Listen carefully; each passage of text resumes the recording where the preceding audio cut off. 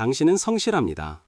남들보다 일찍 출근하고 자기 계발서도 읽고 주식 차트도 열심히 분석하죠. 그런데 이상합니다. 어느 순간부터 통장 잔고는 제자리 걸음이고 더 큰 부자가 되는 길은 막힌 것 같습니다.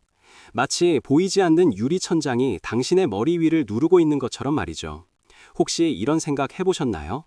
내가 노력이 부족해서가 아니라 나를 여기까지 오게 만든 그 노력 자체가 문제라면 어떨까요?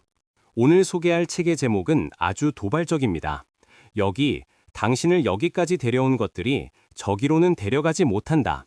즉, 당신이 지금의 위치, 그러니까 연봉 5천, 1억 혹은 작은 아파트 한 채를 마련하게 해준 그 성공 공식이 100억 자산가나 경제적 자유인으로 가는 길에서는 오히려 독이 되고 있다는 뜻입니다. 당신을 배신하고 있는 당신의 성공 습관, 지금 바로 파헤쳐드립니다. 세계적인 경영사상가 마셜 골드스미스는 수많은 글로벌 CEO들을 코칭하며 기이한 현상을 발견합니다. 분명 똑똑하고 능력 있고 열정적인데 딱 거기서 멈추는 사람들이 너무 많다는 거죠. 그들은 말합니다. 나는 내 방식대로 해서 여기까지 왔어. 내 방식이 맞아. 하지만 골드스미스는 단호하게 말합니다. 당신의 그 방식 때문에 더 이상 올라가지 못하는 겁니다. 이것이 바로 성공의 역설입니다. 초기에 돈을 벌 때는 공격적인 태도, 남을 이기려는 승부욕, 내 의견을 관철시키는 고집이 필요했을지도 모릅니다. 치열한 경쟁 사회에서 살아남아야 했으니까요. 하지만 일정 수준 이상의 부는 혼자서 만들 수 없습니다. 타인의 협력, 정보, 그리고 기회가 모여야 폭발적인 자산 증식이 일어납니다. 그런데 과거의 무기였던 그 공격성이 이제는 사람을 내쫓고 기회를 차단하는 족쇄가 되어버린 것입니다. 저자는 우리가 무의식적으로 저지르는 20가지의 나쁜 습관을 제시합니다. 오늘은 그 중에서 한국인들이 부를 쌓는 과정에서 가장 흔하게 저지르는 돈을 쫓아내는 치명적인 실수 5가지만 추려서 집중적으로 이야기해 보겠습니다. 혹시 뜨끔하다면 축하입니다. 당신은 지금 막 부의 병목 현상을 뚫을 열쇠를 찾은 거니까요. 첫 번째, 지나친 승부욕입니다. 모든 상황에서 이기려고 하는 습관이죠. 사업 협상에서 이기고, 회의에서 이기고, 심지어 술자리 논쟁에서도 이겨야 직성이 풀립니다. 부부싸움에서도 기어이 논리로 상대를 짓밟아 놓죠. 당신은 똑똑한 사람이라는 타이틀을 얻었을지 모릅니다. 하지만 그 과정에서 상대방은 패배감을 느꼈고 다시는 당신에게 좋은 투자 정보나 사업 제안을 가져오지 않게 됩니다. 진정한 부자들은 사소한 논쟁에서 져줍니다. 아니, 져주는 척을 합니다. 왜냐고요? 그게 이득이니까요. 내가 옳다는 것을 증명하는 데 쓰는 에너지보다 상대방의 기분을 좋게 해서 얻을 수 있는 정보의 가치가 훨씬 크다는 걸 알기 때문입니다. 논쟁에서 이기고 사람을 잃는 것, 그것이 바로 가난해지는 지름길입니다. 두 번째는 가치를 더하려는 강박, 쉽게 말해 숟가락 얹기입니다. 부하 직원이나 동료가 꽤 괜찮은 아이디어를 냈을 때 꼭 한마디 거드는 사람들이 있죠. 좋은 생각이야. 근데 거기에 이걸 추가하면 더 완벽하겠어. 본인은 이게 도움을 주는 리더십이라고 착각합니다. 하지만 듣는 사람은 어떨까요? 그 아이디어는 이제 온전히 내 것이 아니게 됩니다. 의욕은 50% 이상 꺾이죠. 당신이 5% 더 개선해 주려다가 상대방의 실행 의지를 50% 깎아먹는다면 그건 손해보는 장사입니다. 부자가 되려면 레버리지를 써야 합니다. 즉, 남이 내 일을 대신 신나게 해줘야 합니다. 그런데 사사건건 개입해서 내 흔적을 남기려 한다면 평생 당신 혼자 모든 일을 처리해야 할 겁니다. 당신의 입을 다무는 것, 그것이 직원의 능력을 200% 끌어올리는 최고의 격려입니다. 세 번째, 섣불리 평가하고 심판하는 태도입니다. 누군가 새로운 사업 아이템이나 주식 이야기를 꺼낼 때 다 듣기도 전에 그거 안 돼, 옛날에 누가 해봤는데 망했어, 지금 시장 상황이 아니야 라며 찬물을 끼얹습니다. 당신의 분석이 맞을 수도 있습니다.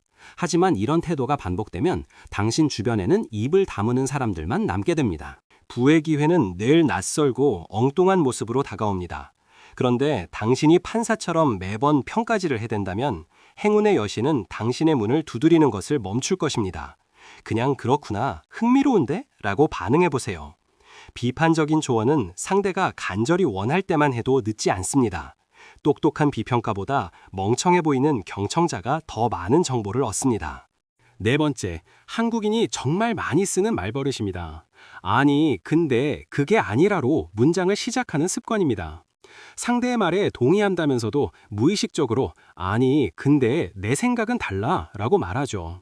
이것은 상대방에게 너는 틀렸고 내가 맞아 라는 메시지를 끊임없이 주입하는 것과 같습니다. 이 부정적인 접속사들은 대화의 흐름을 끊고 상대방의 방어 기제를 작동시킵니다. 건설적인 포론이 아니라 감정 싸움으로 변질되죠. 성공한 사업가들은 긍정의 언어를 씁니다. 그렇군요. 그리고 이렇게 해보면 어떨까요? 라고 말합니다. 아니, 그러나를 그리고로 바꾸는 것만으로도 당신의 평판은 급상승하고 사람들이 당신을 돕고 싶어 하게 됩니다. 마지막 다섯 번째, 내가 그럴 수밖에 없었던 이유를 설명하는 것입니다. 약속에 늦었을 때, 실수를 했을 때, 쿨하게 미안합니다 라고 하면 끝날 일을 차가 막혀서 직원이 실수를 해서라며 구구절절 설명합니다. 심지어 자신의 성격이 급한 것도 우리 집안 내력이라서 어쩔 수 없다고 합리화합니다. 변명은 신뢰 자본을 갉아먹는 흰개미와 같습니다. 리더의 위치, 부자의 위치로 갈수록 책임의 무게는 커집니다. 변명하는 사람은 자신의 인생을 통제하지 못하는 사람으로 비칩니다. 투자자들은 변명하는 CEO에게 절대 돈을 맡기지 않습니다. 실수를 인정하고 대안을 제시하고 행동을 수정하는 것, 그것이 부자의 태도입니다. 자, 몇 때리는 이야기들이었나요? 그렇다면 이제 우리는 무엇을 해야 할까요? 저자는 투두 리스트보다 더 중요한 것이 있다고 말합니다. 바로 투 스탑 리스트, 즉 그만둬야 할 일 목록을 만드는 것입니다. 우리는 이미 너무 바쁩니다. 여기에 좋은 습관을 더하려고 애쓰지 마세요. 나쁜 습관을 빼는 것이 훨씬 빠르고 효과적입니다. 가장 먼저 해야 할 일은 주변 사람들에게 묻는 것입니다. 내가 고쳐야 할 점이 뭐라고 생각해? 라고요. 물론 두려울 겁니다. 하지만 당신의 배우자, 동료, 친구들은 이미 당신의 단점을 알고 있습니다. 당신만 모르고 있었을 뿐이죠. 용기를 내어 물어보고 변명하지 말고 그냥 고맙다고 말하세요. 그것이 변화의 시작입니다. 그리고 과거의 당신의 태도로 상처받았을 사람들에게 사과하세요. 미안해. 내가 그때 좀 지나쳤어. 앞으로 노력할게. 이 간단한 한마디가 막혀있던 관계의 혈관을 뚫어줍니다.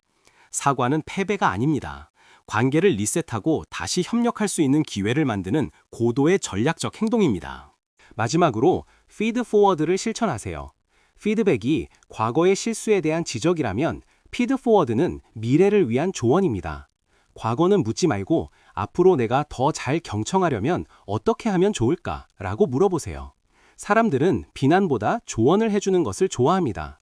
이 과정을 통해 당신은 겸손하고 발전적인 사람이라는 평판까지 덤으로 얻게 됩니다. 당신이 지금까지 이룬 성공은 당신의 뛰어난 능력 덕분이었습니다.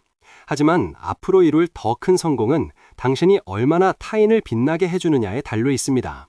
내가 주인공이 되려는 욕심을 버리고 무대의 조명 감독이 되기를 자처할 때 역설적으로 당신은 가장 큰 부와 명예를 얻게 될 것입니다.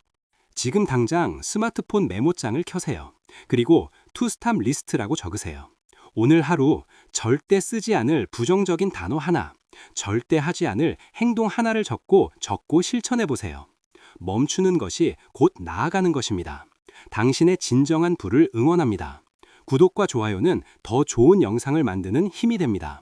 지금 바로 실천하세요.